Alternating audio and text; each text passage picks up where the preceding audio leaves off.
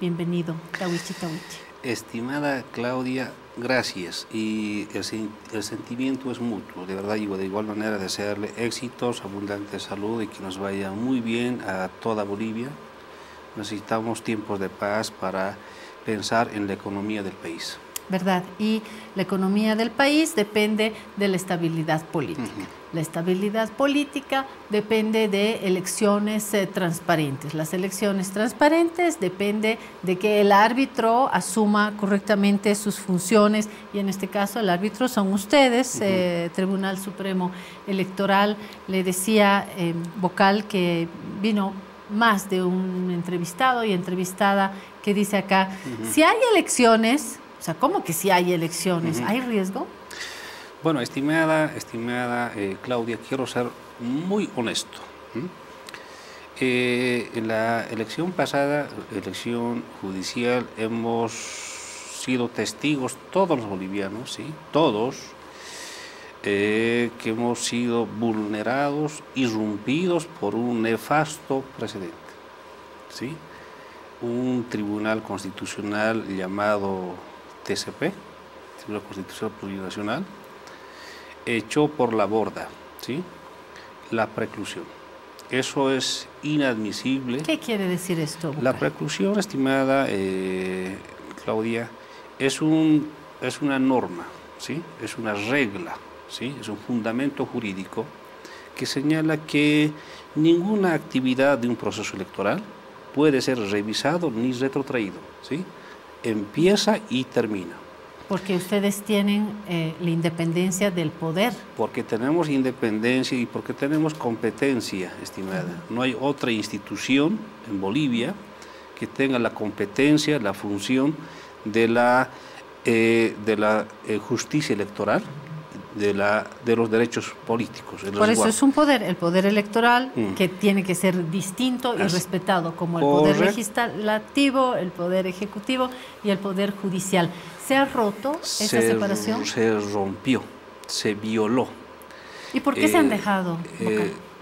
Voy a contar eso. ¿Por qué nos hemos dejado? Sencillamente porque en Bolivia, y lo voy a develar en esta entrevista, porque están haciendo uso de dos pasos, sencillito, y hay que develarlo y hay que construir nuestra institución. ¿Cómo funciona esta estrategia del control del poder político? Miren, en dos pasos han arrodillado, ¿sí?, al órgano electoral, lo han sometido, han irrumpido en sus funciones. ¿Cómo se genera esto? Sencillo. Lo primero que se hizo, estimada Claudia, fue sacar, expulsar, no incluir a los vocales de la ley 044. Primera cosa, han dejado que el árbitro... ¿Y ustedes lo pidieron en su momento? Ojo, correcto, lo pedimos, y no ahora, lo pedí desde el pasado, ¿no? Y a esto se está sumando muchas voces, por cierto, nacionales, internacionales, pero hay un silencio cómplice de parte de los diputados y senadores, así clarito, sencillo. ¿De todos? Que juzgue la sociedad, estimada Claudia, que juzgue la asamblea. Obviamente no es bueno generalizar, siempre no se puede, pero en el hecho, en el resultado, resulta que hasta hoy es 15 de enero, seguimos sin ese blindaje, estamos fuera de la ley 044. Quería contar, hay dos pasos que están, bajo dos pasos, someten, ¿sí?, al órgano electoral. ¿Cuáles son? Primer paso ha sido sacar los vocales de la ley 044. Qué interesante. Se lo hizo el año 2010. Porque esta ley fue aprobada el año 2010. El segundo paso, ¿cuál es? Se agarran del artículo 203 de la Constitución Política del Estado, que dice que todas las sentencias del Tribunal Constitucional son de cumplimiento obligatorio y no cabe recurso ulterior alguno. O sea, sacar a los vocales y aplicar este artículo embarga la institucionalidad democrática. Y no solamente al órgano electoral, también embarga al resto de los órganos. O sea, la institucionalidad democrática es rehén ahora de estos dos pasos. Y esta estrategia está intacta, estimada Claudia. Y eso usaron en la elección judicial pasada. salió un tribunal, salió la sentencia constitucional 770, quebrado 2024, que dictamina declarar desierta para el Tribunal Constitucional en 5 departamentos. Y nosotros, ustedes dicen, nos dejamos, no es que nos dejamos, sino el artículo 203 dice que tenemos que cumplir, si no, es cárcel para los vocales, ¿sí? Cárcel y multas. Nos pueden confiscar bienes, todo nos pueden hacer, porque no estamos en la ley 044. Si estuviéramos en la ley 044, estimada Claudia, para procesarnos, tendría que haber una autorización de 2/3 de parte de la Asamblea Legislativa. Recién podría procesarnos. Alguien dijo por ahí, impunidad, falso. De verdad, el que dijo eso, no es que estemos buscando impunidad, sino que vamos a ser procesados, no nos liberamos por el ejercicio de nuestras funciones, siempre y cuando haya una autorización de 2/3 de parte de la Asamblea. Entonces, eso es lo que no tenemos hoy día, y por eso nos doblegan. Lo que voy a decir es fuerte. Si hubiéramos estado en la ley 044, los vocales, hubiéramos tenido elecciones judiciales completas, totales, íntegras. ¿Qué hacemos ahora con esta situación tan extraña de tener a autoridades autoprorrogadas y ahora autoridades electas? Ya se habían planteado estos escenarios paralelos, ¿no? Aquí están, se reunieron los autoprorrogados, se reunieron las nuevas autoridades y ahora están en una convivencia, por decirlo menos, extraña, ¿no? Yo le digo, a ver, estimada Claudia, es lo que nunca debería haber pasado. Yo le digo una cosita, yo jamás me reuniría con los prorrogados. Nunca. Si fuera autoridad electa. Claro, autoridad. No me reuniría, ni como vocal no lo haré ni como vocal, ni en caso. O sea, para empezar, hay que entender que estas autoridades prorrogadas cumplieron su ciclo. Y cumplieron constitucionalmente el año 2023. El año 2023, mediante una declaración constitucional, se prorrogan un año hasta que haya elecciones. Y ya hubo elecciones, estimada Claudia. En todo caso, ahora, para proseguir, ahora está en la cancha de la Asamblea Legislativa. Esta sentencia, esta mala jurisprudencia, esta mala sentencia constitucional que declaró desierta, salió en fecha 4 de noviembre del año 2024. Imagínense, desde el 4 de noviembre, la Asamblea debería haber proseguido en la preselección. Hay que recordar que el proceso de elección de un magistrado compete a 2 instituciones, a 2 instancias.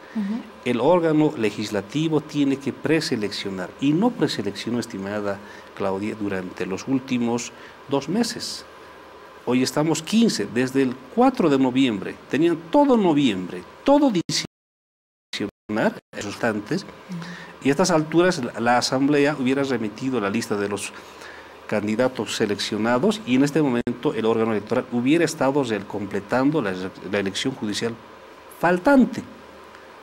Pregunto yo, ¿quién incumple con la complementación de los magistrados faltantes? La Asamblea. La Asamblea. Ahora, a eso tengo que advertir 2 cosas más, estimada Claudia. La Constitución Política del Estado, artículo 182, señala que una elección judicial es única y exclusiva, no puede ser parcelada, tampoco puede ser contaminada con la política, porque se están eligiendo magistrados probos, meritocráticos, así se entiende. Y además a esto, solamente esto tiene un carácter de advertencia, la Asamblea verá cómo lo analiza. El artículo 87 de la Ley 026 del régimen electoral señala que el órgano electoral no puede administrar 2 procesos electorales a la misma vez. Lo dice el artículo 87 de la Ley 026 del régimen electoral. No obstante, existe toda la voluntad del órgano electoral para realizar la elección complementaria, pero ahora la Asamblea que tiene que dar el primer paso en la preselección.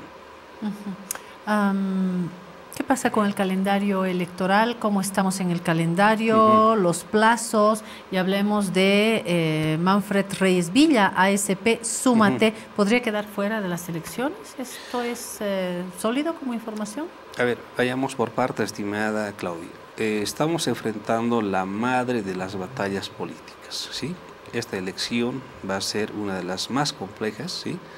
Teniendo en cuenta el pasado de la elección judicial. Tenemos nosotros un cronograma, ¿sí? Que este próximo 10 de abril estaría empezando oficialmente la elección presidencial con la convocatoria. Está pensado que el siguiente domingo 10 de agosto sea la jornada electoral, día de la votación. Si acaso ese día no hay un claro ganador que haya logrado el 50% más un votito, o no haya logrado una distancia mayor al 10% entre el primero y el segundo, tiene que haber una segunda vuelta. La Constitución prevé que debe realizarse la segunda vuelta 60 días después, artículo 166. Y ese día recaería en el próximo domingo 12 de octubre. Vea, mi estimada Claudia, tenemos los tiempos apretadísimos para llegar a la transición con el cambio de gobierno que tiene que darse sí o sí el próximo 8 de noviembre del presente año con el futuro presidente o presidenta, futuros senadores y diputados. Estamos en ese trabajo y por eso hay que blindar esta elección presidencial por lo económico. Necesitamos 310 millones de bolivianos. De esos 310 necesitamos 7 millones de dólares para realizar el voto al exterior. Si el Ejecutivo no garantiza esos recursos, estimada Claudia, no garantizamos voto en el exterior, porque no habrían dólares. En el exterior se paga en dólares, remesas en dólares, pagos en dólares, todos alquileres en dólares. Todo eso lo advertimos ahora. Y la cantidad de bolivianas y bolivianos no es menor, ¿no? En Argentina, Estados Unidos, España. Sí, tenemos aproximadamente 300.000 ciudadanos bolivianos en el exterior. Por cierto, se vota en más de 30 países y tenemos mayor población en España, Brasil, Argentina y Chile, ¿no? 300.000 bolivianos que tienen por mandato normativo, por ley, el derecho del ejercicio del voto, artículo 199 de la ley 026. Ahora, todo eso estamos trabajando en aquello y repito, si queremos los bolivianos tener elecciones presidenciales completas, totales, íntegras, para que se respete, vuelvo a repetir, la Asamblea tiene que incluir mediante una ley a los vocales a la ley 044, que por cierto ya le entregamos, estimada Claudia. Yo trabajé el proyecto de ley, no ahora, el año 2022, 2023, entregamos en la oficina, en el despacho del presidente nato del Congreso, el pasado 15 de mayo del 2024, un proyecto de ley, pero hasta ahora un silencio cómplice de parte de la Asamblea. Eso por un lado. Ahora la otra pregunta, estimada Claudia, el tema de APB Súmate. Este partido político eligió un camino. O sea, yo voy a hacer una analogía. Yo quiero irme a La Ceja, ¿sí? Estamos acá ahorita, estamos en esta zona, ¿se llama? ¿Cómo se llama? Auquisamaña. Auquisamaña, sí. Mi objetivo, por ejemplo, para responder a APB, ¿en qué caso está? Yo, por ejemplo, para ir a La Ceja, podría irme desde Auquisamaña, puedo elegir el camino más recto para llegar a La Ceja, el peaje, ¿sí? Pero, ¿qué tal si yo elijo irme antes por Urujara, que es camino de los Yungas, irme por una vuelta? Entonces, el caso de APB eligió el camino, el otro camino, que se llama conversión. APB Súmate, repito, eligió una ruta distante, ¿no? Una ruta, digamos, ellos habrán visto, tendrán sus asesores jurídicos, pero eligieron esta ruta que se llama conversión.